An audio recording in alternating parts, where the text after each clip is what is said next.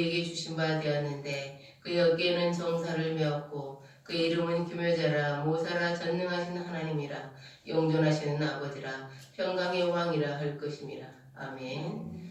독생자 예수님을 이 땅에 보내주신 하나님 아버지, 오늘의 예수 그리스도의 영광이 찬연하게 빛나는 성탄절 아침에 하나님 앞에 나와 예배드릴 수 있도록 은혜를 베풀어 주심을 감사드립니다.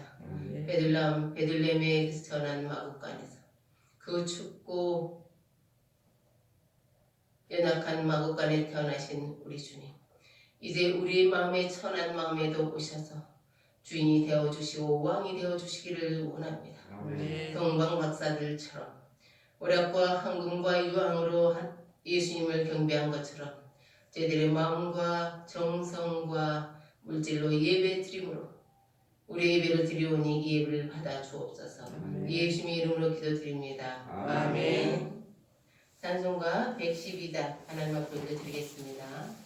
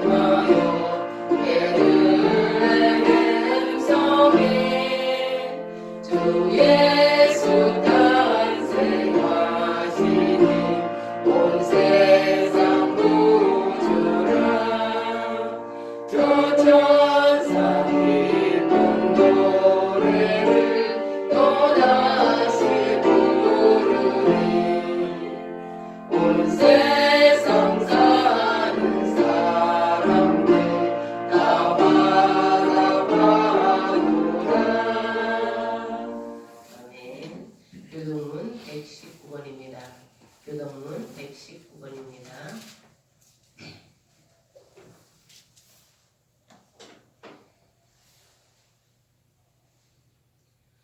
여호와의 영광이 나타나고 모든 육체가 그것을 함께 보리라. 이는 여호와의 입이 말씀하셨느니라.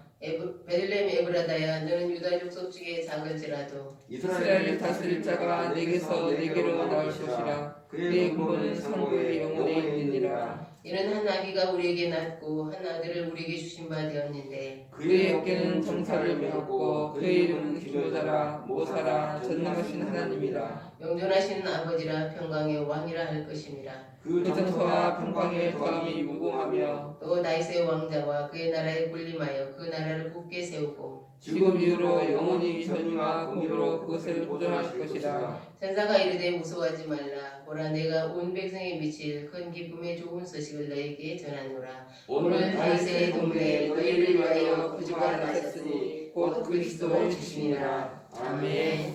사도신경으로 신앙 고백 드리겠습니다. 전능하사 천지를 만드신 하나님 아버지를 내가 믿사오며 그의 아들 우리 주 예수 그리스도를 믿사오니 이는 성령으로 잉태하사 동정녀 마리아에 나시고 본디오 빌라도에게 고난을 받으사 십자가에 못 박혀 죽으시고 장사한 지 사흘 만에 주자 가운데서 다시 살아나시며 하늘에 오르사 전능하신 하나님 편에 앉아 계시다가 저리로서 산자와 천자를 심판하러 오시리라. 성령을 믿사오며 거룩한 공예와 성도가 서로 교통하는 것과 죄를 사하여 주시는 것과 몸이 다시 사는 것과 영원히 사는 것을 믿사옵나이다. 아멘. 앉으셔서 찬송가 123장입니다.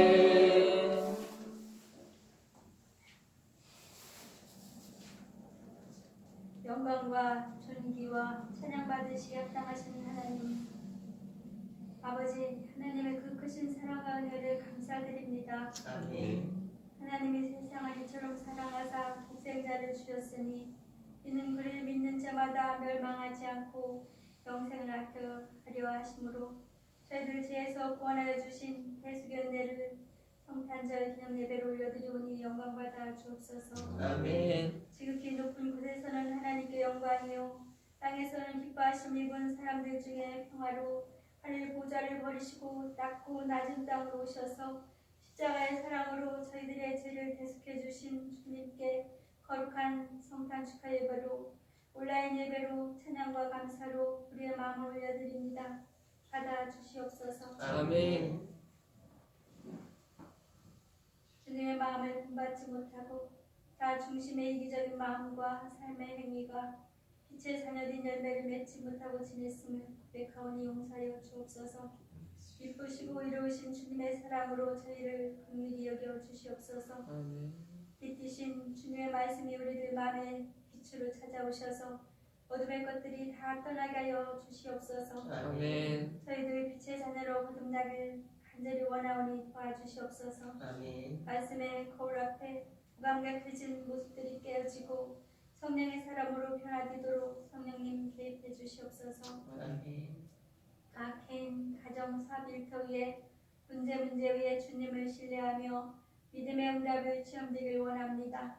지속적인 하나님의 도우심으로 천국 복음으로 지경이 넓혀지는 평강이 넘치게 하여 주시옵소서. 아멘. 성탄절을 맞아 대한민국 땅에 참 소망과 위로를 내려주실 줄 믿고 구하오니 도와주시옵소서. 아멘. 세계 선교 사명을 감당할 수 있도록 끝까지 붙잡아 주시옵소서. 아멘. 주의 복음과 말씀을 증가하는 사명을 잘 감당해내는 서울 평강교회에 하나님의 선을 이루실 줄 믿습니다. 아멘. 나는 죽고 그리스도로 살 수 있도록 날마다 좁은 문으로 들어가게 힘쓰는 저희 모두가 될 수 있도록 믿음을 붙잡아 주시옵소서. 아멘. 섬기는 손길들 애씀과 수고를 기억하여 주옵시고 평강으로 하나님 함께하여 주시옵소서. 아멘.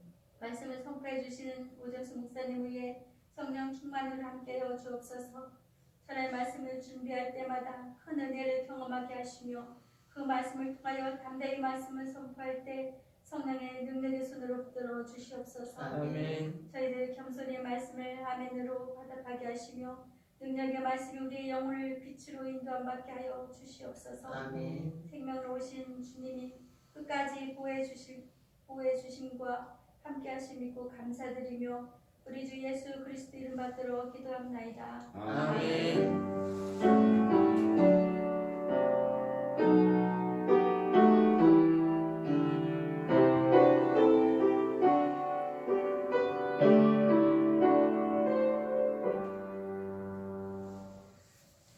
하나님께서 오늘 저희들에게 주신 말씀은 누가복음 2장 1절에 14절입니다. 누가복음 2장 1절에 14절입니다.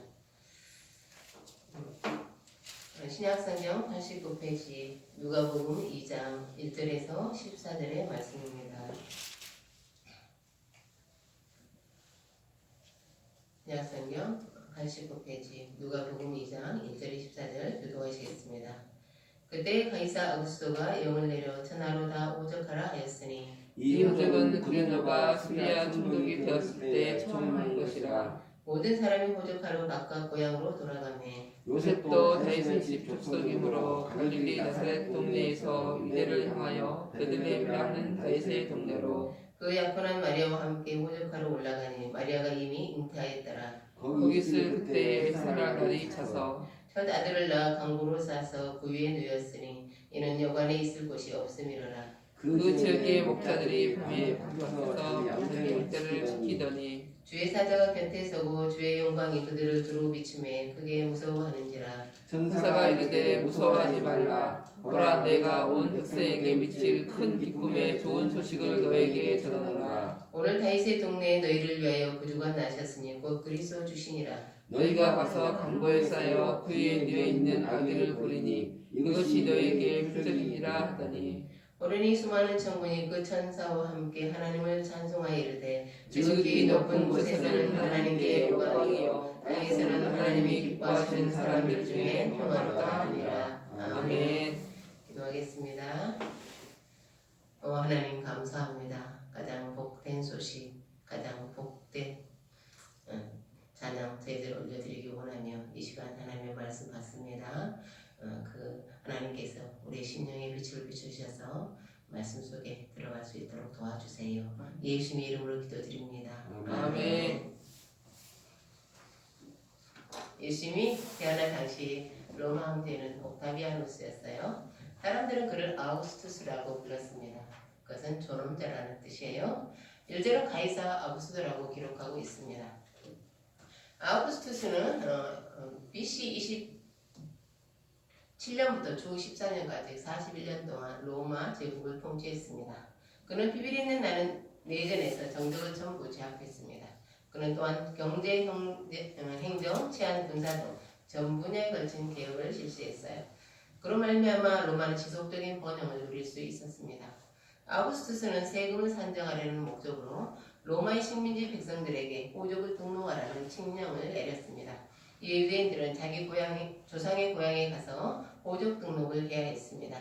우리 함께 4절에서 5절 읽겠습니다. 4절에서 5절입니다. 시작. 요셉도 다윗의 집 족속이므로 갈릴리 나사렛 동네에서 유대를 향하여 베들레헴이라 하는 다윗의 동네로 그 약혼한 마리아와 함께 호적하러 올라가니 마리아가 이미 잉태하였더라. 아멘. 요셉과 마리아는 갈릴리 나사렛에서 살았습니다. 갈릴리는 레바논 산맥 남단에 위치한 지역으로 갈릴리 호수를 제하고는 산으로 둘러싸여 있었습니다. 그 중에서 나사렛은 갈릴리 남단에 위치한 아주 조그만 마을이었어요. 요셉의 고향은 베들레헴이었습니다. 나사렛에서 베들레헴까지는 약 145km에 장정이라도 며칠 동안 걸어야 하는 길이죠. 거기다 당시에는 도로 사정이 좋지 않았습니다. 그런데 요셉은 호적 등록을 하러 가는 길에 임신한 마리아를 대동했습니다. 요셉은 왜 임신한 마리아를 대동했을까요? 첫째는 인간적인 필요에 의해서입니다. 유대인들은 결혼 전에 약 1년 정도 약혼 기간을 갖는 관습이 있어요. 그들의 약혼은 육체적인 성관계를 빼고는 모든 면에서 결혼과 같은 효력을 가졌습니다. 만약에 약혼한 상태에서 남자가 죽으면 여자는 과거로 간주되었습니다. 그런데 마리아는 약혼 중에 임신했어요. 이것은 그 사회에서는 수치스럽죠. 사람들의 입에 오르내릴 만한 일이죠. 학자들은 요셉이 사람들의 비난을 받을 마리아를 걱정해서 여행길에 대동했을 것이라고 말합니다. 둘째는 하나님의 필요에 의해서예요. 미가서 5장 2절입니다. 베들레헴 에브라다야 너는 유다 족속 중에 작을지라도 이스라엘을 다스릴 자가 내게서 내게로 나올 것이라 그의 근본은 상고에 영원에 있느니라. 하나님은 약 700년 전에 미가 선지자의 예언을 통해서 이스라엘을 다스릴 자가 베들레헴에서 나실 것이라고 말씀하셨어요. 하나님의 말씀을 성취하기 위해서 예수님은 베들레헴에서 태어나셔야 했습니다. 요셉은 인간적인 이유에서 임신 중인 마리아를 대동했겠지만 사실은 자신도 모르는 사이에 하나님의 큰 계획을 따르고 있었습니다. 그렇습니다. 때로는 인간적인 필요에 의한 선택이 하나님의 더 큰 계획 속에 포함될 수 있습니다. 이것은 자신도 알지 못한 채 누리는 하나님의 은총이 아니겠습니까? 마리아는 하나님의 철저한 계획과 섭리 가운데서 베들레헴에서 아기를 낳게 되었습니다. 그러면 베들레헴에서 태어난 아기는 우리에게 누구입니까? 첫째, 그는 우리의 창조주입니다. 예수님이 태어난 당시 로마 황제는 아우구스투스라고 말했습니다. 그는 율리우스 카이사르의 양 아들이었어요. 그 로마를 평정한 후에 죽은 아버지 카이사르가 신이 되었다고 선언했어요. 그리고 자신은 신의 아들이라고 선포했습니다. 로마족은 점차 그를 신으로 숭배하기 시작했어요. 그럼 베들레헴의 아기는 어떤 신입니까? 미가서 5장 2절입니다. 베들레헴 에브라다야 너는 유다 족속 중에 작을지라도 이스라엘을 다스릴 자가 내게서 내게로 나올 것이라 그의 근본은 상고에 영원에 있느니라. 여기서 그의 근본은 상고에라는 뜻은요 태초에라는 뜻이에요. 태초는 아직 세상이 시작되기 전이죠. 베들레헴에 태어난 아기는 영원 전부터 존재했습니다. 그렇습니다. 베들레헴에서 태어난 아기는 신에 의해 만들어진 존재가 아니에요. 그렇다고 사람이 신으로 승격시킨 존재도 아닙니다. 요한복음 1장 1절에 3절은 예수님에 대해 이렇게 증언합니다. 태초에 말씀이 계시니라. 이 말씀이 하나님과 함께 계셨으니 이 말씀은 곧 하나님이시니라. 그가 태초에 하나님과 함께 계셨고 만물이 그로 말미암아 지은 바 되었으니 지은 것이 하나도 그가 없이는 된 것이 없느니라. 그렇습니다. 예수님이 이 세상을 창조하신 하나님이세요. 예수님은 전능하신 하나님이십니다. 그런데 그 창조주가 로마의 속국 변방 이스라엘에서 사람의 아기로 태어났어요. 아기는 누군가 보여주지 않으면 살 수 없는 무력한 존재입니다. 아우구스투스는 대로마 제국의 첫 번째 황제예요. 당시 로마는 엄청나게 넓은 땅을 갖고 있었어요. 물론 그는 자기가 가진 권력의 크기를 알고 있었죠. 그러면 아우구스투스는 어떤 신입니까? 그는 영원 전부터 존재했던 신입니까? 그는 세상을 창조하신 전능하신 신입니까? 그렇지 않아요. 지금은 누구도 아우구스투스를, 옥타비아누스를 누구도 신이라고 부르지 않습니다. 근데 지금도 자신을 신처럼 생각하는 사람들이 있어요. 물론 그렇게 말하지는 않지만 자신을 하나님의 자리에 두고 살아간다면 그는 이미 신처럼 보는 거예요. 그러면 베들레헴에서 아기로 태어난 분은 어떻습니까? 그분은 창조주시면서 아기로 오셨습니다. 여러분은 진실로 창조주가 인간 아기로 태어나는 것에 대해 생각해 본 적이 있습니까? 사람들은 아우구스투스처럼요 높아지기를 원합니다. 사람들은 바벨탑을 쌓으며 하늘까지 오르기를 원합니다. 우리는 피라미드 맨 꼭대기에 오르기를 원합니다. 그렇게 사람들은 하나님의 자리를 탐냅니다. 그러면 베들레헴에서 태어난 아기는 어떻습니까? 빌립보서 2장 6절에서 8절입니다. 그는 근본 하나님의 본체시나 하나님과 동등됨을 취할 것으로 여기지 아니하시고 오히려 자기를 비워 종의 형체를 가지사 사람들과 같이 되셨고 사람의 모양으로 나타나사 자기를 낮추시고 하나님의 본체라는 건 본질적인 면에서 하나님이시라는 거예요. 그 하나님께서 인간으로 태어나신다는 것은 자기를 다 비워야만 되는 일이죠. 자신의 자리, 자신의 능력, 자신의 권위. 창조주가 피조물의 모습이 된다는 것은 자기를 완전히 낮추시는 일이에요. 그러면 베들레헴에 태어난 이 아기는 우리에게 누구입니까? 둘째, 그는 우리의 구세주입니다. 아우구스투스는 자신을 세상의 구주라고 말했습니다. 그는 정적들을 제압하고 전쟁에 승리했어요. 그는 한마디로 정복자입니다. 그는 그렇게 로마의 번영을 가져왔어요. 그는 로마 시민들에게 자부심을 느끼게 했습니다. 물론 로마의 속국 시민들에게는 굴욕감을 느끼게 했죠. 이것이 번영을 가져오는 세상 사람들의 모습이에요. 그러면 베들레헴의 이 아기는 어떻습니까? 우리 함께 9절에서 11절을 읽겠습니다. 9절에서 11절입니다. 시작. 주의 사자가 곁에 서고 주의 영광이 그들을 두루시매 그게 무서워하는지라. 천사가 이르되 무서워하지 말라. 보라, 내가 온 백성에게 미칠 큰 기쁨의 좋은 소식을 너희에게 전하노라. 오늘 다윗의 동네에 너희를 위하여 구주가 나셨으니 곧 그리스도 주시니라. 아멘. 호족을 등록하려고 이동하는 사람들이 많아서인지 요셉은 제대로 된 방한칸을 얻지 못했습니다. 그런 중에 마리아에게 상기가 있었고 마리아는 어쩔 수 없이 마을관에서 몸을 풀었습니다. 태어난 아기를 둘 곳이 없어서 그의 부모는 짐승들에게 밥을 주는 구유에 눕혀놓았습니다. 하늘 아래서 살아가는 사람들의 경제적 수준은 다릅니다. 선진국에서도 최상위층이 있죠. 그리고 후진국에서도 최극빈층이 있습니다. 인간적인 대우를 받는 면에서도 다릅니다. 좋은 부모를 만나 인격적인 대우를 받으며 자라는 아이들이 있습니다. 반면에 준비가 안 된 부모를 만난 아이들도 있죠. 각종 중독에 빠진 부모를 만나 폭력적인 부모를 만나 두려움 속에 살아가는 아이들이 있습니다. 죄로 얼룩진 이 세상에서 사단이 통치한 이 세상에서 완벽한 평등은 없습니다. 세상의 구주라고 확신했던 아우구스투스의 아들은 황실에서 태어났겠지요. 그 아이는 태어나자마자 비단으로 감싸서 황금 침대에 눕혔을까요? 그러나 인류의 구원자로 오신 베들레헴의 아기는 고유에 누워 있었습니다. 천사들은 양을 치느라고 늦은 시간까지 잠들 수 없었던 목자들에게 이렇게 말했습니다.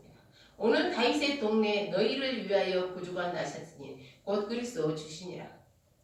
베들레헴의 아기는 가장 가난하게 태어났습니다. 그분은 우리를 위해 우리를 구원하시기에 오셨는데 말입니다. 그분은 우리의 치명적인 질병을 치유하려고 오셨습니다. 의학 박사인 티모시 R. 제닝스는 이렇게 주장합니다. 인간은 아담의 범죄로 인하여 두려움과 이익심의 질병에 걸렸습니다.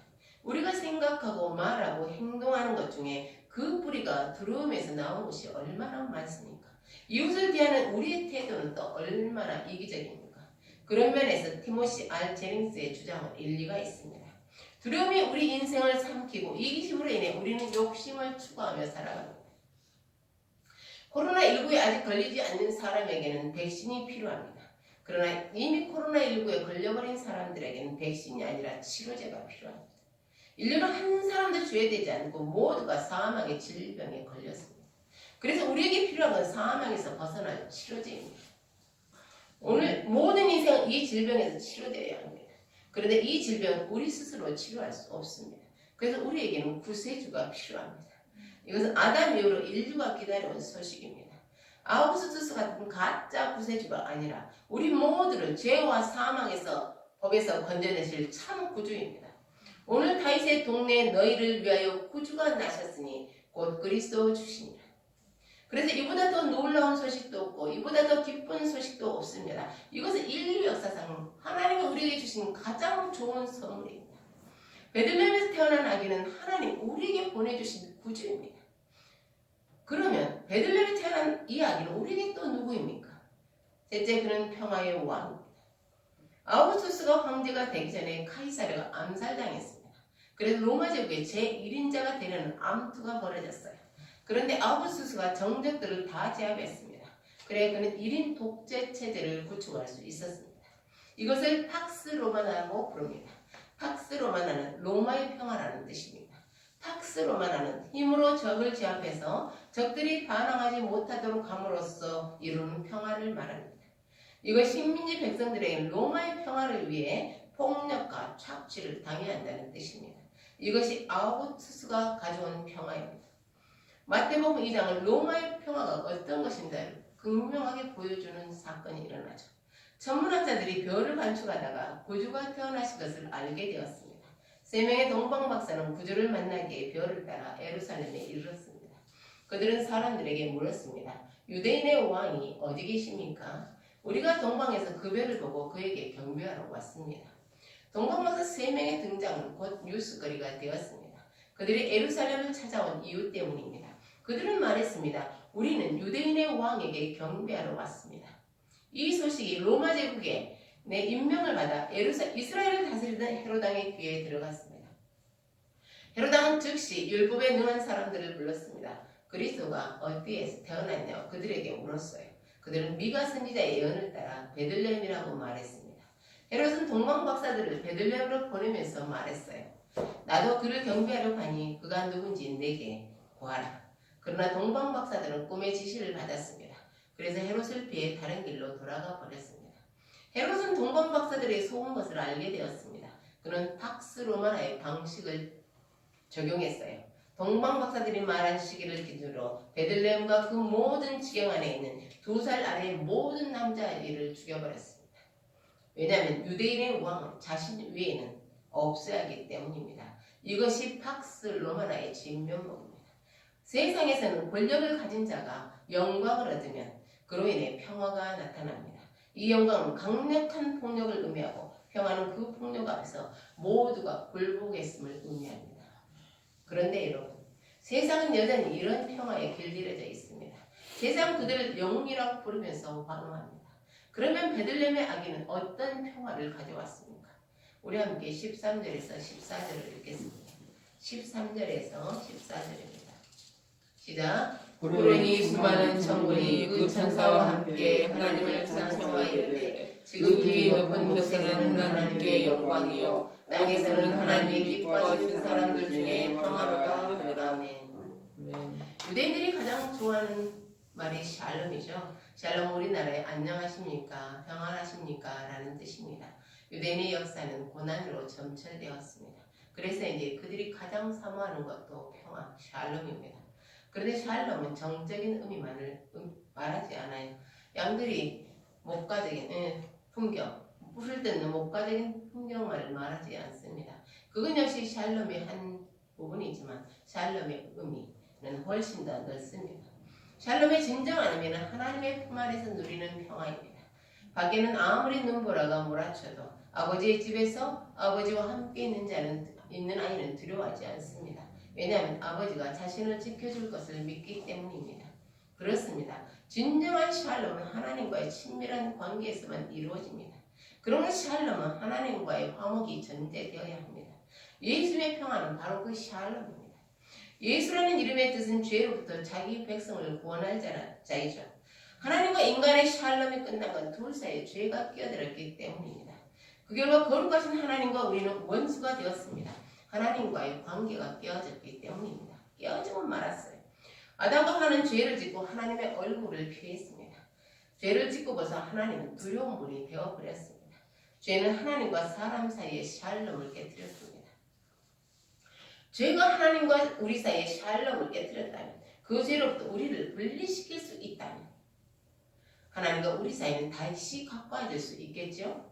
그러면 우리는 어떻게 샬롬을 되찾을 수 있을까요? 여기에 대한 답은 불가능하다는 것입니다. 문제가 무엇인지 알아도 그것을 풀 수 없는 경우가 많죠. 인간의 노력과 힘으로는 샬롬을 회복할 수 없습니다. 우리가 샬롬을 간절히 원한다고 하더라도 우리가 다시는 하나님을 떠나지 않으리라 굳게 다짐한다고 해도 우리는 샬롬을 되찾을 수 없습니다. 죄인인 우리 쪽에서 거룩하신 하나님께 가는 길은 없습니다. 하나님과 우리가 화해하기 위해서는 오직 하나님이 우리에게 오셔야만 합니다. 예수님이 베들레헴의 아기가 되어 우리가 사는 이 세상으로 오셔야 하는 이유입니다. 그러면 예수님은 어떻게 우리에게 평화를 가져왔을까요? 히브리서 10장 5절에서 7절입니다. 그러므로 주께서 세상에 임하실 때 이르시되 하나님이 제사와 예물을 원하지 아니하시고 오직 나를 위하여 한 몸을 예비하셨도다. 번제와 속죄제는 기뻐하지 아니하시나니 이에 내가 말하기를 하나님이여 보시옵소서 두루마리 책에 나를 가리켜 기록된 것과 같이 하나님의 뜻을 행하려 왔나이다 하셨느니라. 아멘. 이것이 예수님이 가져오신 평화입니다. 하나님의 뜻을 행하려 왔나이다. 예수님은 죽기 위해서 우리에게 오셨습니다. 예수님은 우리를 위해 죽으심으로 우리에게 평화를 가져오셨습니다. 예수님은 우리를 심판하러 오신 것이 아니라 오히려 심판을 당하러 오셨습니다. 마가복음 10장 45절입니다. 인자가 온 것은 섬김을 받으려 함이 아니라 도리어 섬기려 하고 자기 목숨을 많은 사람의 대속물로 주려 함이니라. 예수님은 죽음으로써 우리가 하나님께 나아가는 길을 여셨습니다. 하나님의 평화는 그렇게 우리에게 왔습니다. 예수님은 죽으신 지 사흘 후에 부활하셨습니다. 따라하는 제자들을 찾아오셔서 이렇게 말씀하셨어요.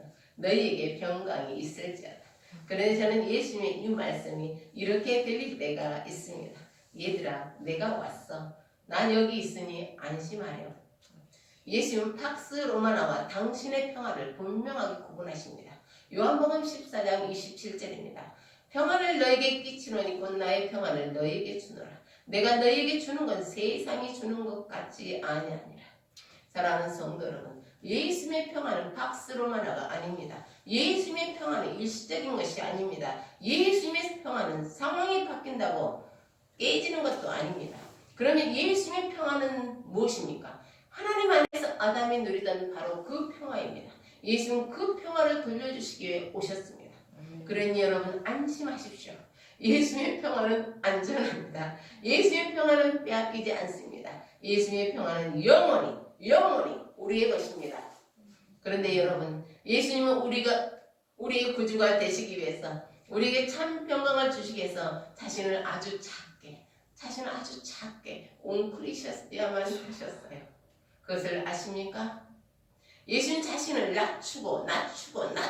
낮추셔서 우리에게 오셨습니다. 그렇게 하지 않으면 오실 수 없었기 때문에 그렇게 하신 동력이 무엇입니까? 그건 우리를 사랑하시기 때문입니다. 사랑이 아니라면 어떻게 그렇게 할 수 있겠어요? 오직 사랑만이 너를 위해 끝없이 낮아질 수 있어요. 참 사랑은 너 때문에 내가 커지는 게 아니에요. 참 사랑은 너 때문에 내가 작아지는 거예요. 성탄의 기쁨은 그 사랑을 깨달을 때 비로소 우리의 것이 됩니다. 코로나19로 우리는 성탄 예배를 함께 드리지 못해요. 그래서 성탄의 기쁨을 서로 나누지 못합니다. 세상을 살아가노라면 진정 기뻐해야 하는 날에도 기뻐할 수 없는 상황이 벌어질 수 있습니다.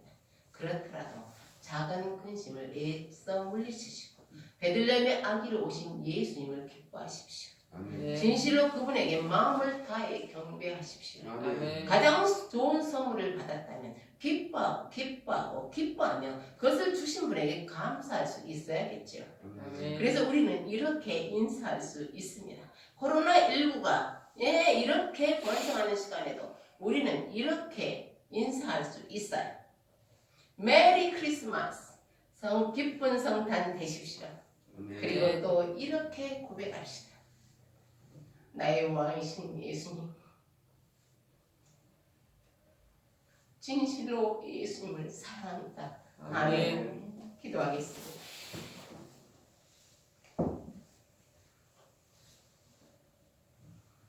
우리는 영원히 예수님의 사랑을 이겨가지는 못할 것입니다. 그러나 우리는 영원히 예수님의 사랑받는 자입니다. 우리는 이 성육신의 사랑을 점점 더 깊이 깨달아 갈 것이며 우리의 삶은 예수님을 경배하는 것으로 나아갈 것입니다. 주여 우리를 축복하소서. 예수님의 이름으로 기도드립니다. 아멘.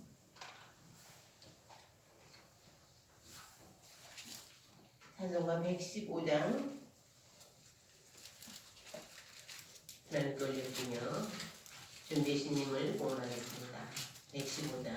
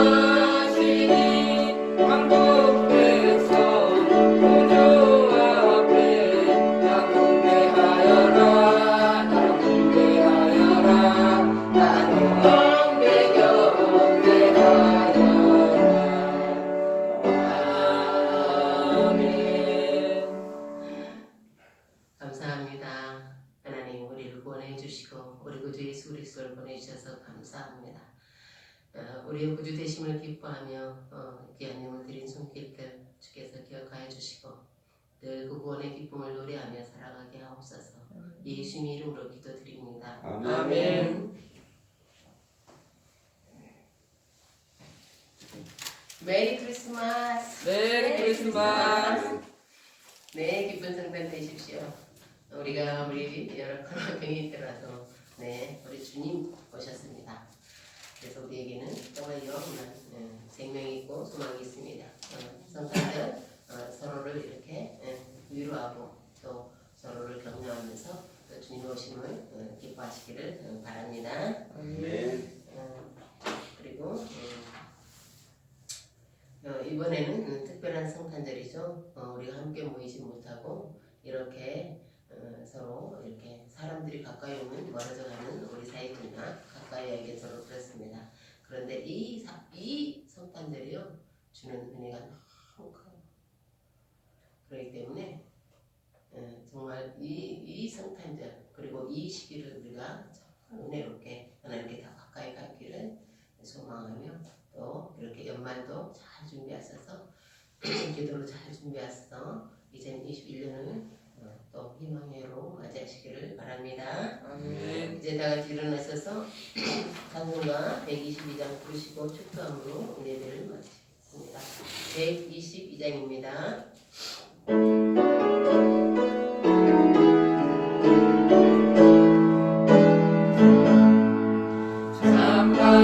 반가운 성도여